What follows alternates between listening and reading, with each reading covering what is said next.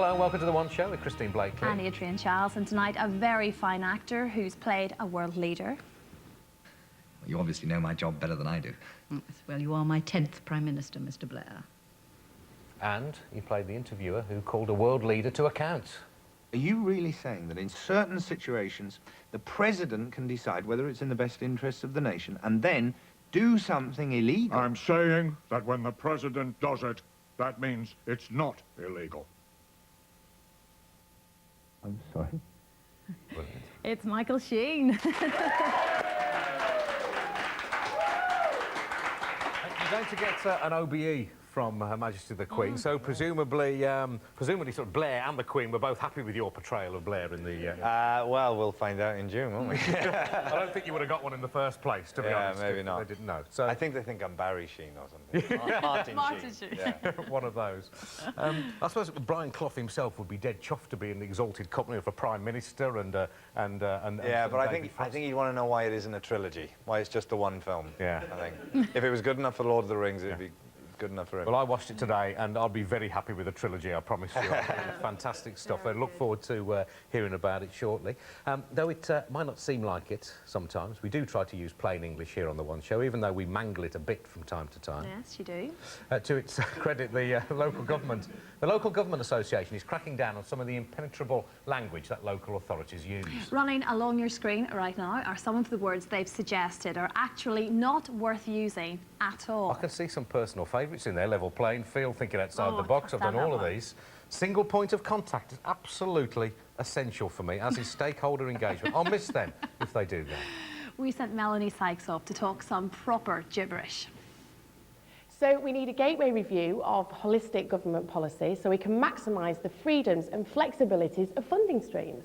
Across the piece, if we utilise service users, we can seedbed the idea and pick off the low-hanging fruit. With this innovative capacity, we can test the elephant hunting ideal. And through blue sky thinking, encourage movement with integrated enterprise-wide knowledge. Now, this may all sound like gibberish, but this is a sample of some of the phrases used in boardrooms up and down the land. There is no reason for any form of jargon. The reason why jargon has come about is a lot to do with control and power of information. We need to speak in plain, simple, pure English. And if councils aren't speaking in plain English, then people won't know how to get the services that they can access. What are the worst offenders for you? I find that engage is the one that really annoys me, I think, more than anything else. The only time the word engage should be used is either when you're getting married or on a toilet door. So, do you know your baselines from your blue sky thinking? You are? This word fulcrum, what do you think it means? I have absolutely no idea. Eh? I think they probably mean that they have slipped or moved from what they're trying to achieve. Well, it actually means delay. What do you mean? It means talking to people. Aha, bingo! Not everyone thinks this language is such a bad thing. Jargon does have a place, but only when people understand what you're talking about. So if you are talking in a room, for example, of accountants or a room full of medics, using the language that they understand and that they, frankly, expect you to use. If you're not talking to them in their language, you're the one that's going to look foolish. Using jargon is a good way of making sure that communication is quick, efficient, and concise. So why are you creating a new language instead of just speaking English? Well, when you're talking amongst people who understand the same language as you, it is a language that they understand, and that's when jargon is absolutely right. This is the seedbed that encourages the coterminosity between local authorities and ends the top-down use of jargon. Shouldn't we simply just talk to each other? Well, that would be the simple answer, wouldn't it? As long as we can all understand what the other one's saying. That would help, wouldn't it? Yeah. You've got a great example of how it's not exactly dangerous, but just totally confusing in terms of local democracy even. Someone of the Bradford Council Yeah, website. but say, you know, we'd like to know where our council tax money goes, yeah? If you go onto the Bradford Council website, this is what they'll say. Councils are required to have economy, efficiency and effectiveness in their actions, and efficiency saving occurs when the cost of an activity falls, but its effectiveness is not reduced, which translates as we'll do more for less. Yeah. So that wouldn't take up enough space Yeah, you should just put it in bigger letters or something, But shouldn't does they? someone just sit in an office and decide I'm going to make myself sound smarter? Yeah. By just elongating my sentences. It is. It's as But simple as that. as a reader, you feel slightly stupid not being able to understand it. It diminishes someone, I think. But if you don't understand, it's not your fault, it's their fault for writing like Well, that. exactly, yeah. It's But we all tend to think, I know I do, and I think people do feel like if you don't understand what someone's saying, I always think it's because I'm being stupid. Well, yeah, exactly. So all this kind of stuff just generates a whole country of people thinking they're stupid. Yes, that's It's not true. It's not very I mean, productive. what we got there, Michael, is sort of management speak, but is the kind of film production speak. You know, in television, for example, always been. I can't tell you how many programmes I've been told are going to deconstruct the genre. I never know what it means. and he certainly never achieves it anyway. So whatever it was. Well, as an actor, if you come up with an idea and you go to the director and say, look, I've had this idea for this, how we can do this thing in this scene. If the director says to you, that's a really interesting idea. That's director speak for, it's rubbish, and we're not going to do it. Yeah. That kind of stuff happens a lot. And when people come backstage to see you after a play, and the things they say, you know, and you have to deconstruct it to work out what it is, you know, you've done it again. What about you? Or how did you feel it went? Yeah, did you enjoy it? You looked like you were enjoying yourself out there. All that because it means it was rubbish. Oh dear, we'll look out for that. Melanie's got something. Okay, we've got the One Show Jargon Bingo. It's a bit of fun. You can download this on the website. If you're in an office and you hear any of these words, so we've got symposium, which actually means meeting, believe it or not. We've got meaningful consultation, which is basically having a chat. So if you hear any of these words in the office over a period of the day, you take them off, the person to get 4 in a line or horizontally or diagonally wins. I don't know what you win. Wins a prize. Wins a prize. It's just a bit of fun. You win a funding stream is what you win, Exactly. Okay, yes, so Yeah, we'll see so an that's email. on the website. If you can construct an email with all of those things in, then send that do, to us. Yes, That would do be send it to good. us. Or if you've got some personal bête noire, some personal favourites or not favourites, if you see what I mean, do let us know on the website. That would be great. Mel, nice to have you on. Thank you very much. Here's what I know, or what I thought I knew, about getting someone to fit or service a gas appliance. All you've got to do is make sure they're Corgi registered. Well, it turns out it's actually not that simple. And Lucy Siegel's met a family who, like us, didn't understand that and paid a devastating price. Alex Mitchell from Cwmbran in South Wales, a happy teenager, popular at school and full of life.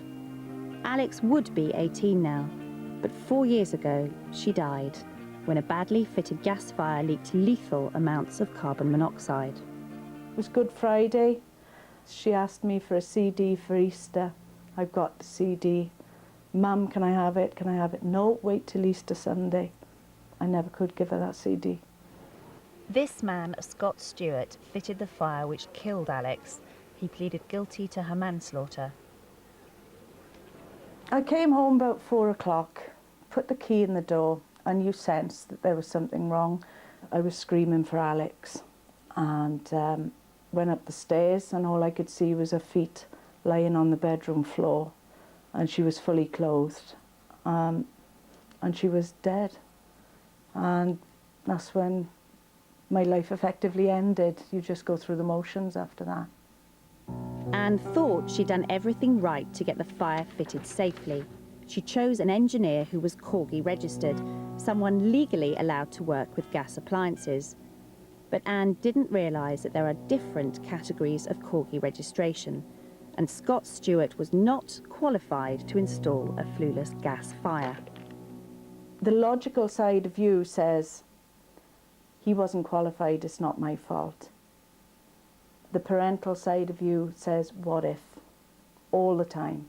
And you live with that daily. You can't resolve anything that's happened. You can't put right anything that's happened. You get one shot at gas, and if you mess up, that's somebody's life. Concerned about the risks of badly fitted gas appliances and our own lack of understanding, the government is overhauling the system. From the 1st of April, Corgi will cease to be the legal register of gas installers, and the new Gas Safe Register will take its place. The aim? To make the focus on safety much clearer.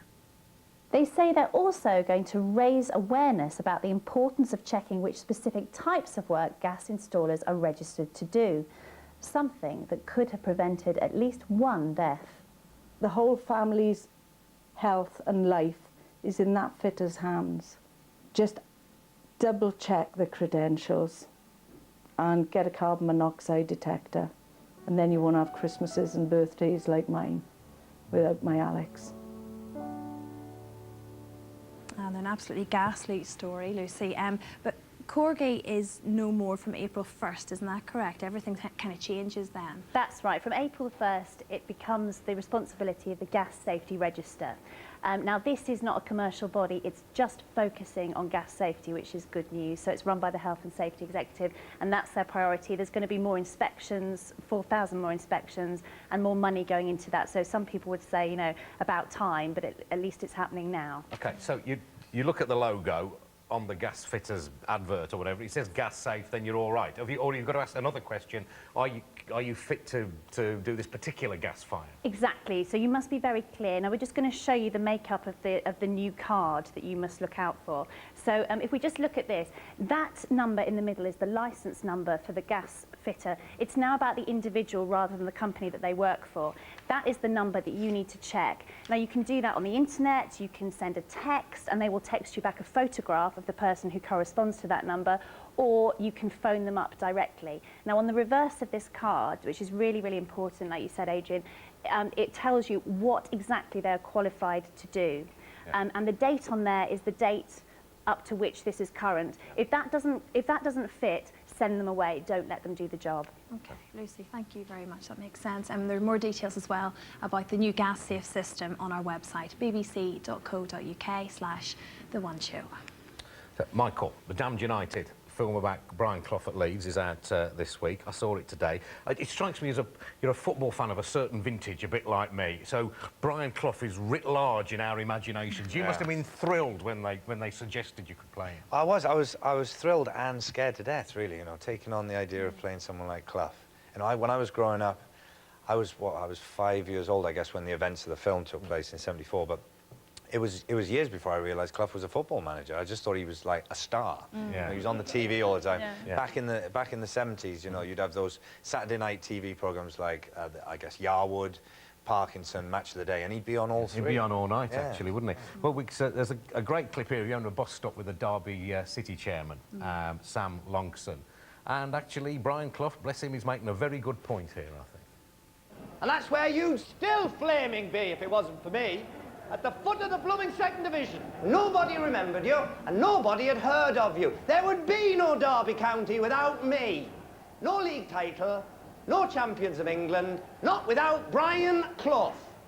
Oh, the power there. Round of applause for that. Jim Broadbent in that clip, who plays Longson, he's got these fantastic ears that they made for him, because Longson had really large ears. Yeah. And Jim got very interesting idea of recreating these ears. So he was more interested in that, I think, than anything. You know, I went to watch it today as well, Michael, and I wouldn't know as much about football as you gentlemen, but I liked it as a story and about the person as opposed to the football thing, so it kind of appeals to everyone. This isn't just a football story. No, I think, it's, you know, football, the world of football is the backdrop to it, and if you're into football and you know Clough and you know the events, then you'll really enjoy it. But I think he's a fascinating man, you know, he's a man of so many contradictions, Clough, and he was a genius. Apart from his achievements, he was just great on TV. He was an entertainer and a showman, and this story just shows all that off. Yeah. But by way of a point of reference, we can show you the real thing now, and you see how close our man here does get to the great man. Just a short clip of Brian Clough speaking. Dictators are out, but I would love to be the perfect dictator. And you even look a bit like him. There's an unhappy time at Leeds United, but you know, it's uncanny resemblance. Really. Well, it's straight. I had two things. voice.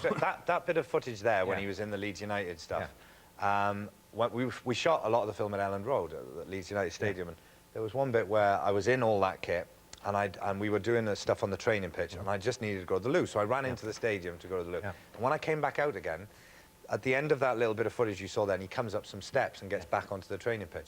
And as I was running up the steps to go back to filming, I realised, oh my God, I'm in the footage that I've watched over and over again. It was a real goosebump moment, thinking, that's so weird. And that little bit of thing where he said, dictators are out, but I would love to be the perfect dictator.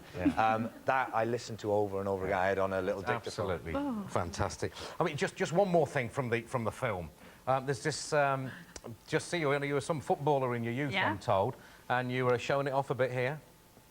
Peas in a pod, me and Don. 2 peas in a blooming pod. Right, you saw that? That's the way you do it.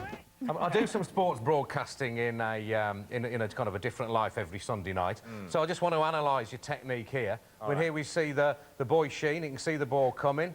He's got a nice soft chest, cushions it, and turns and volleys it into the empty net. Well, how many takes did that take? Come on. 1 take. Oh, 1 take. Actually, no. It took 2 takes because the guy who was throwing the ball at me. Oh, he got it. No, it's him got it wrong. Right. You see, you get this ability, obviously, it is uncanny the way that you can recreate these characters. And we found out why today. It's all because of your dad, isn't it? Explain what your dad does in a bit of another life. And he watches the one show. Yes. Hello. Hello, Lovely to have you, Myrick and Irene. Hello, Dad. Hello, Mum. Yeah, my dad started to become a Jack Nicholson lookalike. Well, I can see why, looking at the picture. Yeah. I mean, he looks better than Jack Nicholson. I don't know which one's which one's on the show. and what hasn't. Yeah, absolutely outstanding. That's Mr. Sheen on the left, just in case. Listen, we're never going to get Jack Nicholson on the show, so we might as well just get your dad. No problem. You've got an open invitation. Yeah. Okay, this week is Food Science Week on The One Show. Yes. Excitement. And Michael Mosley starting off with the good news. Yes, there's a few ifs and buts and maybes, but the bottom line is that chocolate could be extremely good for you. We all know what healthy foods look like.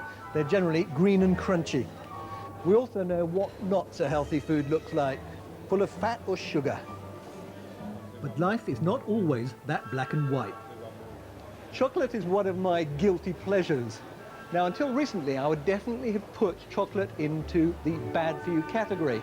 But there are some scientists who claim that eating chocolate, as long as it is dark, has potential health benefits. But what's the proof? I've come here to Ealing Hospital, where they're going to try and measure the effects of eating chocolate on my arteries.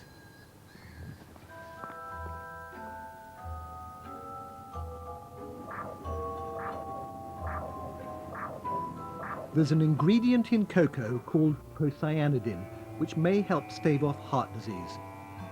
To test this idea, I first have the width of my arteries measured with ultrasound. Then at last, the chocolate. But this chocolate is dark, bitter, and really only for nibbling. I've actually lost my taste, I have to say. It sort of dries up your mouth. Our experiment was inspired by a discovery in Central America. It's been known for some time that the Kuna Indians of Panama, who drink a lot of cocoa, have incredibly low levels of cardiovascular disease. Researchers looked at this population and found that it was their dietary habits of consuming cocoa that were the likely source of protection from that. Roger Corder believes it is the procyanidin in the cocoa which is the most important factor. This seems to make blood vessel walls more flexible and so help protect against cardiovascular disease. We think they trigger the release of a gas, which is nitric oxide. That dilates blood vessels. And what we've seen in previous studies is you can actually get a bigger response after cocoa or after dark chocolate than if people don't consume those. But has it worked for me? 2 hours later, I'm tested again. We're nearly done, and in a moment, Jeff is going to measure whether the chocolate has actually had an effect. Has it sort of loosened the walls of my artery and allowed it to expand? Cardiac technician Jeff Jean-Marie uses ultrasound to measure the maximum diameter my brachial artery can stretch to. He first stops the blood flow with a blood pressure cuff, and then lets it come flooding through. Okay, I'm going to release the cuff. Very still for me. Sorry, I've never heard my own blood supply.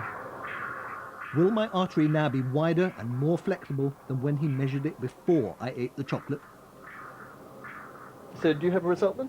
We do. Your artery has changed its diameter positively after having had that wonderful chocolate. So the chocolate did have an effect? It had an effect. The chocolate really did make my arteries more flexible.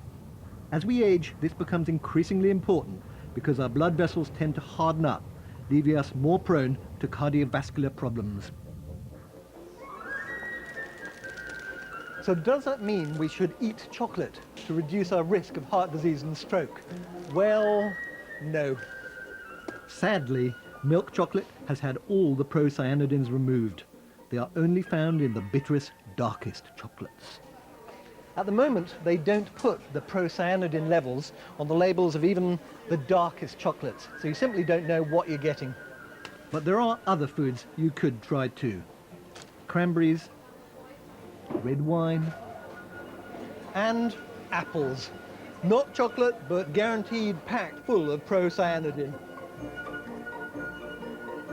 Well, he's rather ruined it there, hasn't he? So you might as well just go and eat an apple. And the other bad news is the chocolate tastes absolutely rubbish. This means good stuff. Oh, look, Have a I've got a little huge munch one. on that. The other good news is that a token of our esteem, we've fashioned out of this special healthy chocolate something that's supposed to be a likeness of yourself. And somebody's pointed out it looks more like the Queen than you. Charlie Paxman, maybe it looks like Harpo Marx. Yes. Well, listen, it's yours to take home anyway. Yeah. So you seem very self-effacing, but if you do fall in love with yourself, you can eat yourself in chocolate. Yeah. I've always said I'm as good as chocolate. Even the frame is There you go, edible, mate. apparently. Thank you. It's That's all all yours, yours. Michael. What's next? Don't Bugs. you marvel That's on that, yes? Yeah.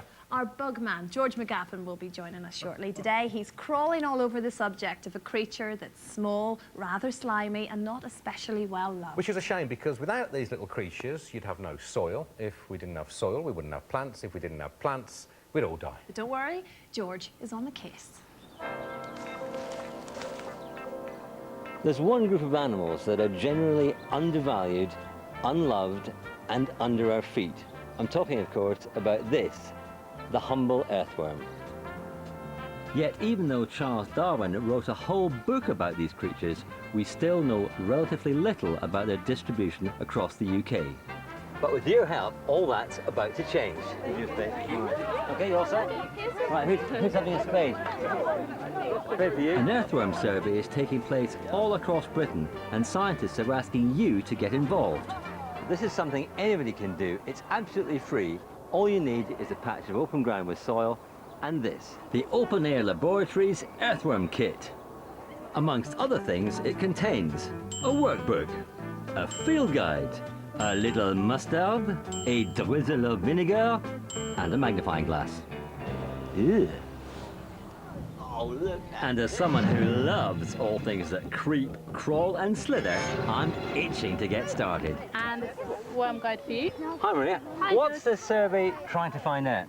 Well, the OPAL survey is looking at earthworm distributions in different soils across the UK and also at the soil quality, because earthworms are a really good indicator of how healthy our soils are. Now, in Great Britain, there are 26 species of earthworm. How many species do you think we'll find here today? Well, we probably won't find all 26, but we're looking to find quite a few. Well, it's wonderful weather for worms.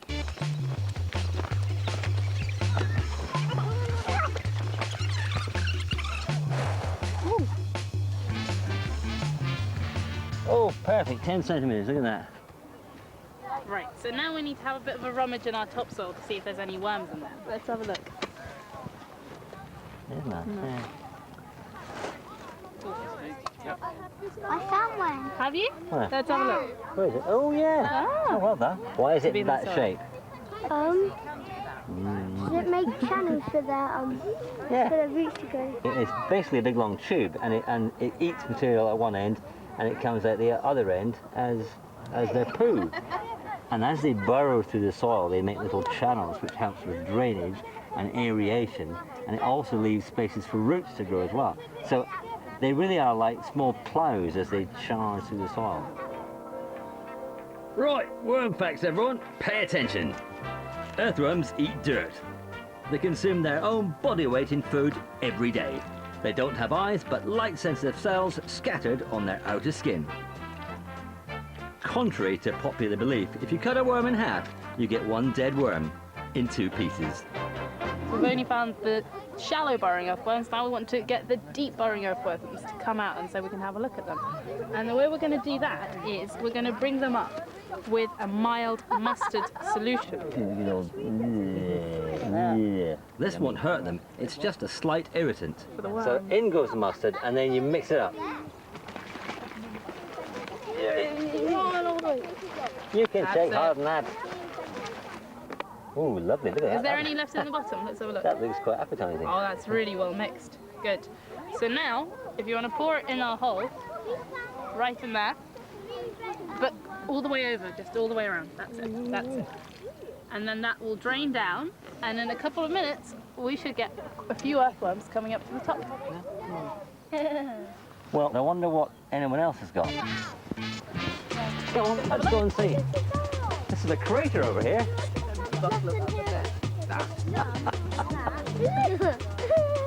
Only one worm? We've got loads of Oh, you got loads of worms. Oh, right. Got 13. Rosy tip. Yeah. We got a rosy tipped earthworm over here.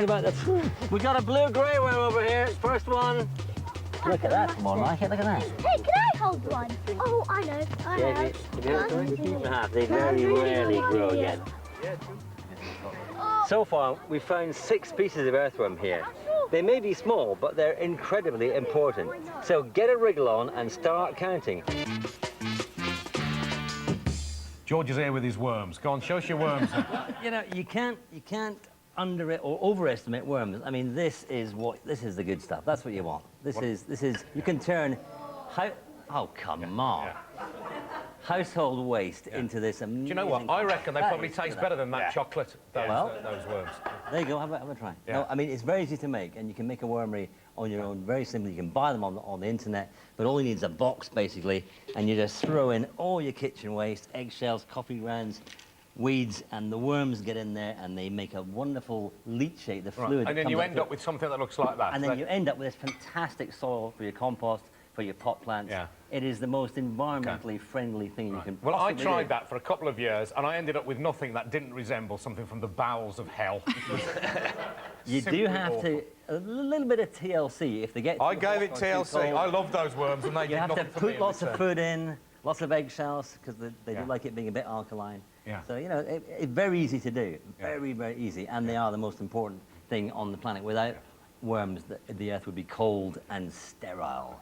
And in fact, you can have this little desktop version of it. If you really love your worms, you can have There's that no you're actual sitting worms at your in there, desk. but you can't yes, see there them. are. Well, Yes, there there might are be, we just worms can't in see there. them. There are worms in there. Can't see Michael, them. you're a worm fan? I've always been a worm fan.